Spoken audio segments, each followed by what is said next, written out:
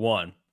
Welcome into the EMA Online 2-minute drill. I'm Mason Voth, the managing editor of EMA Online. Before we get things going, the reason I am at my house tonight covering the game, I was at the funeral of one of my college roommates and friends today, so was not able to make the trip up to Ames. So that way, there's just no confusion there for anybody.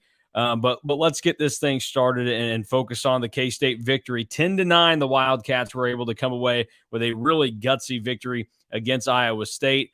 And the number one thing that this game reaffirmed to me was that Adrian Martinez is definitely the dude for K-State. He played his butt off in this game. Things at times did not go the way that he would have liked. He had to make plays all his own late in the game. He was able to do that. You can tell he's fired up. You can tell how bought in he is.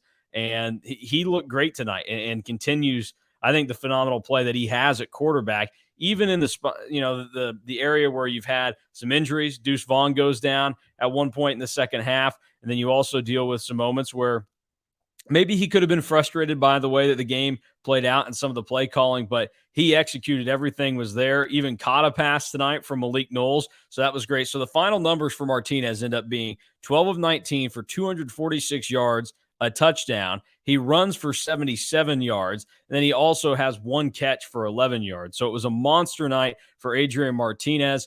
It should be noted Phillip Brooks being able to break away, make a play on the very first drive of the game ends up being the only touchdown that gets scored in Farmageddon this year. It ends up being one of the lowest scoring games in Farmageddon history and the lowest since you go back to the mid-'80s, a game that was a 7-7 tie. So a really impressive performance tonight by K-State, and the defense deserves a shout out. Anytime you win a 10-9 game, the defense deserves to have their name called. Josh Hayes is a guy that made a ton of tackles tonight.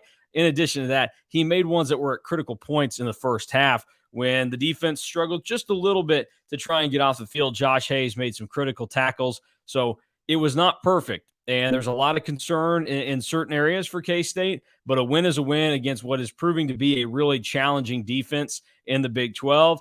Tough to go to Ames with a night game and everything that they have going on there, but the Cats pulled out the victory. They now get to go into their bye week at 3-0 in the Big 12, guaranteeing that they will at least have a share of the lead in the conference title race when we get to Fort Worth in 2 weeks for the game against the Horned Frogs. TCU, who knows what they will look like. That very well could be a first-place matchup between both teams there as the Frogs have Oklahoma State this coming week.